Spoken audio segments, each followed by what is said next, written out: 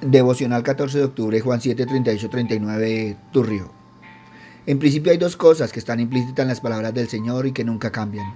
Por un lado, notamos que a pesar de toda la alegría de una semana de fiesta como aquella pudiera haberles proporcionado, el Señor sabía que todavía persistía la sed.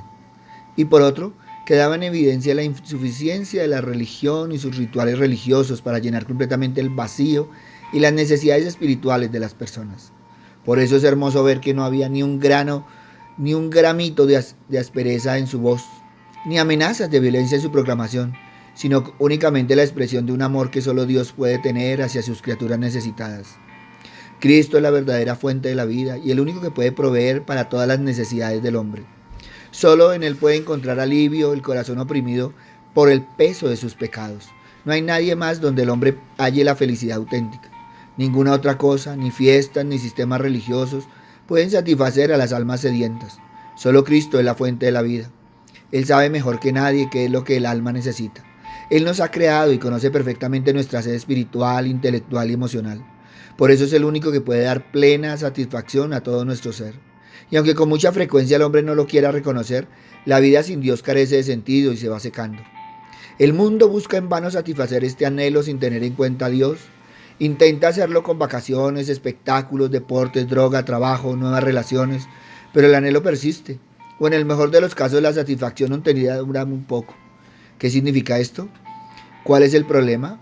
El error del hombre moderno es el mismo del que ya advirtió el profeta Jeremías al pueblo de Israel hace siglos. Buscaban calmar su sed en el sitio equivocado, porque dos males ha hecho mi pueblo. Me dejaron a mí fuente de agua viva y cavaron para sí cisternas rotas que no retienen agua. La sed a la que el Señor se refiere aquí tiene que ver principalmente con la sed espiritual. Hay profundos anhelos espirituales en cada hombre y mujer que no han quedado satisfechos.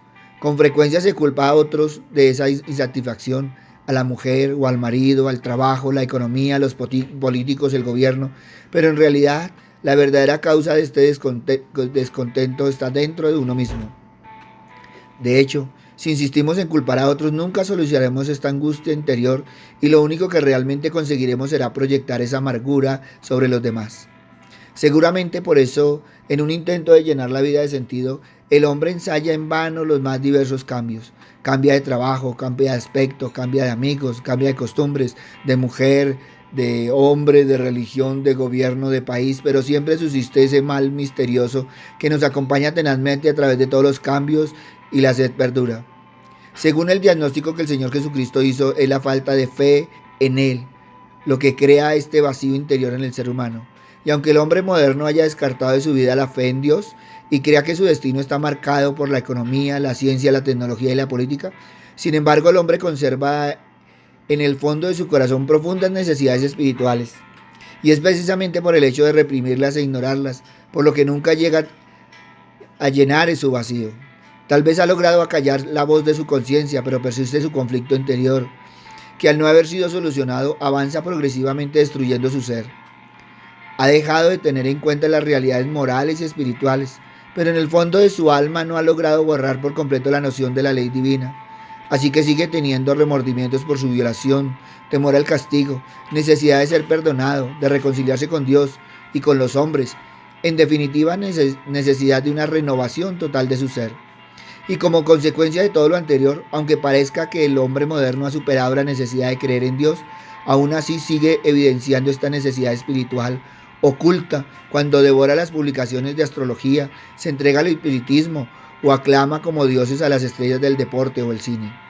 En el fondo de toda esta cuestión está la necesidad de disfrutar del perdón de Dios y comenzar una nueva relación con Él. Por esta razón el Señor hizo su llamamiento a aquellos que todavía no creían en Él y que por otro lado estaban dispuestos a reconocer que en lo íntimo de sus corazones estaban sedientos. Ahora bien, aunque la sed espiritual está presente en todos aquellos que no creen en Dios, sin embargo, son muy pocos los que están dispuestos a reconocerlo. Son muchos los que esfuerzan en aparentar que todo les va bien en lugar de buscar la forma de llenar su vacío espiritual. Pero el llamamiento del Señor fue dirigido a aquellos que sí están dispuestos a admitir su estado y anhelan el perdón de sus pecados. Aquellos que se han dado cuenta de su total incapacidad para solucionar este problema por sus propios medios y que están plenamente convencidos de la gravedad de sus pecados. A estos son a los que llama el Señor. Por desgracia son pocos los que manifiestan esta sed. La mayor parte de los hombres anhelan todo menos la salvación. Buscan el dinero, los placeres, los honores, la fama, los excesos de todo género. Esto es lo que desean. Para los cansados y trabajados, sin embargo, abriría la puerta de una nueva esperanza. El salmista se ha identificado con ellos cuando escribió: como el ciervo brama por las corrientes de las aguas, así clama por ti, oh Dios, el alma mía. Lo importante del anuncio que el Señor hizo es que nadie será rechazado, por eso dijo: si alguno tiene sed. Esta es la gracia de Dios que se ofrece por igual a todos los hombres. Por muy obvio que parezca, hay que recordar que quien tiene sed debe ir a donde está el agua y beberla. Y aplicado a las palabras de Jesús nos recuerda la necesidad de ir a Él, de creer en Él, de seguirle a Él. Venid a mí todos los que estáis trabajados y cargados y yo os haré descansar. Lo que el Señor espera es que el hombre ponga su fe en Él. Pero algunos podrían dudar de que algo tan sencillo pudiera ser eficaz y quizá por eso se sienten más seguros en una religión donde ellos mismos deben cumplir con ciertos requisitos y exigencias que, según piensan, les ayudará a garantizar su salvación. Pero como dijo el Señor, la salvación es por gracia, no por obras, y siempre se ofrece al hombre de forma gratuita. Quienes beben de esta agua no solo calman su propia sed, sino que esta bendición se multiplica dentro de ellos, de modo que vienen a convertirse en una fuente de nuevas corrientes para otros. El Señor explicó que esta plenitud interior sería posible por medio del Espíritu Santo, que vendría a morar en ellos. Esto dijo del Espíritu que había de recibir los que creyesen en Él. Como vemos, la vida del que posee la plenitud del Espíritu no es inactiva ni estéril, sino que es vigorosa, dinámica, está en un continuo progreso y tiene como finalidad derramarse en bendición sobre los demás. No solo suple nuestras propias necesidades, sino que también nos ayuda a satisfacer las necesidades ajenas. Empieza por inundar nuestro corazón para después derramarse en el servicio fructífero sobre el mundo. ¿Cómo se consigue la plenitud del Espíritu? En primer lugar, debemos recordar que el ser humano llenados con el Espíritu no es algo que se pueda conseguir por esfuerzos humanos, sino que por permitir a Dios que cumpla su obra en la vida del individuo. Así que perdemos esta plenitud porque no estamos dispuestos a morir al yo, a negarnos a nosotros mismos y a someternos a la voluntad de Dios. Solo cuando dejamos que todos nuestros pensamientos, sentimientos, palabras y actos sean dominados por la influencia del Espíritu Santo, podemos disfrutar de su plenitud. Es por eso que aquellos cristianos que viven su fe a medias nunca llegan a experimentar esta plenitud del Espíritu. Es triste ver cómo muchas veces los creyentes nos estancamos espiritualmente y con nuestras actitudes carnales impedimos que el Espíritu Santo llegue a cumplir todo lo que Él ha venido a hacer en nuestras vidas. Es un hecho que el Espíritu Santo nunca ejerce su poder en nosotros en contra de nuestra voluntad. La Escritura nos dice que es posible apagarlo, contristarlo. Por lo tanto, si queremos la plenitud del Espíritu, no podemos contrariarle con nuestros criterios y actos carnales. De esa manera su obra en nosotros queda prácticamente anulada. La experiencia de ser llenado con el Espíritu solo puede ser disfrutada cuando un cristiano toma el paso inicial de presentar su cuerpo en sacrificio vivo. Así que, hermanos, os ruego por la misericordia de Dios que presentéis vuestros cuerpos en sacrificio vivo, santo, agradable a Dios, que es vuestro culto racional. Esta entrega no se refiere a algún asunto en particular, sino que implica una actitud de estar deseoso de hacer cualquier cosa que Dios quiera que el creyente haga. Implica en primer lugar una rendición total a la palabra de Dios y también implica dejar el pecado fuera de nuestras vidas. El pecado siempre contrista al Espíritu Santo, lo que impide su plena manifestación. ¿Anhelamos sinceramente recibir la plenitud del Espíritu Santo? Si alguno tiene sed, es la única condición. Venga a mí y beba es la generosa invitación del Señor. Al recibirlo, el Espíritu será en nosotros una fuente y derramará su plenitud para bendición nuestra y de nuestros semejantes.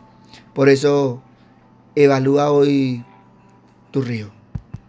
Señor Padre misericordioso, y te damos gracias, Papito Dios, porque eres tu Padre misericordioso, Señor, que nos exhorta, Señor, que nos invita, Señor, que nos traes, Señor.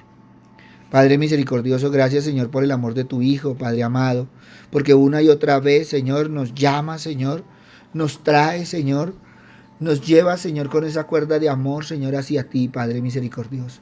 Pero ponemos en tus manos, Señor, a todos aquellos que aún siguen en su vanidad, en su orgullo, en su altivez, los que aún les cuesta, Señor, reconocer que te necesitan, Padre amado. Hoy los ponemos en tu mano bendita. Gracias, Padre bueno. En el nombre de Cristo Jesús, para gloria y alabanza tuya. Amén y amén. Buenos días para todos, les habló el pastor Walter Bernal de la Iglesia Su Gloria en mi Bogotá. Un abrazo, muchas bendiciones y evalúa realmente cuál es tu río, qué es lo que está fluyendo dentro de ti. Si esta palabra tocó tu corazón, compártela. Si sientes que necesita palabra, ve a nuestro canal, escúchala. Y si realmente quieres compartirla, tómala, compártela. Es otra forma de ser llenos del Espíritu Santo y ayudar a otros también a llenarse de él. Buen día.